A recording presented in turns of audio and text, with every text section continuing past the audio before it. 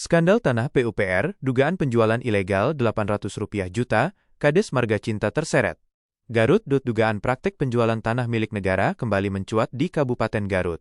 Kali ini, lahan milik Kementerian Pekerjaan Umum dan Perumahan Rakyat (PUPR) yang berada di Desa Sukarame, Kecamatan Leles, diduga dijual oleh oknum perangkat Desa Marga Cinta, Kecamatan Lewigong, atas perintah kepala desa setempat.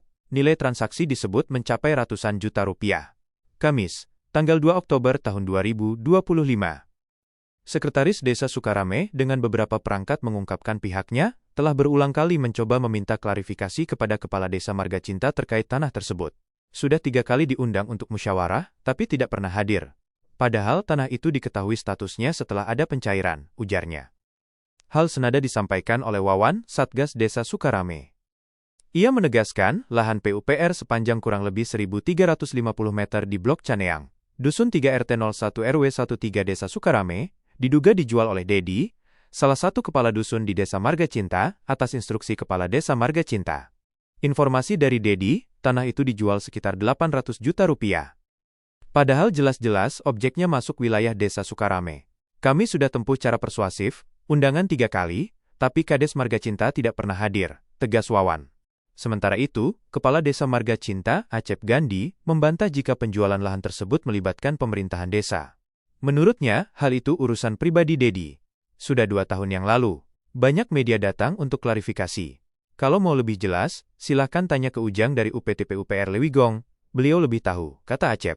Namun, bantahan tersebut tidak sejalan dengan pernyataan Ujang, staf UPT PUPR Lewigong.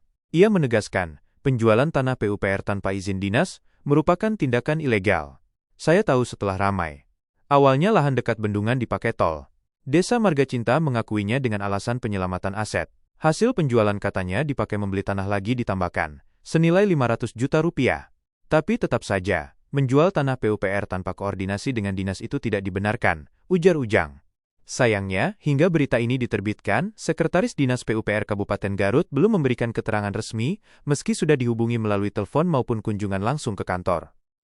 Potensi pelanggaran regulasi? Mengacu pada regulasi, terdapat sejumlah potensi pelanggaran dalam kasus ini. 1. UU No. 1 Tahun 2004 tentang Perbendaharaan Negara.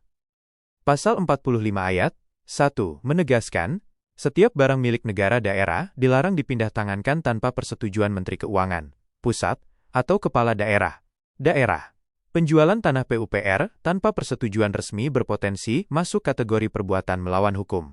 2. Peraturan Pemerintah No. 27 Tahun 2014 tentang pengelolaan barang milik negara, daerah. Penjualan aset negara hanya dapat dilakukan melalui mekanisme lelang dan dengan izin Menteri Keuangan. 3. UU No. 31 Tahun 1999 Jo. UU No. 20 Tahun 2001 tentang tindak pidana korupsi. Jika terbukti ada keuntungan pribadi atau kelompok dari hasil penjualan tanah negara, maka perbuatan ini dapat dikategorikan tindak pidana korupsi dengan ancaman pidana penjara maksimal 20 tahun. 4. UU Desa No. 6 Tahun 2014. Kepala desa dilarang menggunakan kewenangan untuk melakukan tindakan yang merugikan keuangan negara, daerah, maupun merampas hak desa lain. Kasus dugaan penjualan tanah PUPR ini membuka kembali potret lemahnya pengawasan aset negara di tingkat desa. Jika benar terjadi penjualan ilegal senilai Rp500-800 juta, maka perbuatan tersebut tidak hanya mencederai hukum, tetapi juga berpotensi merugikan keuangan negara. Kini, masyarakat menunggu langkah tegas dari aparat penegak hukum, baik kepolisian, kejaksaan, maupun KPK, untuk menelusuri aliran dana dan menindak para pihak yang terlibat. Reporter ASB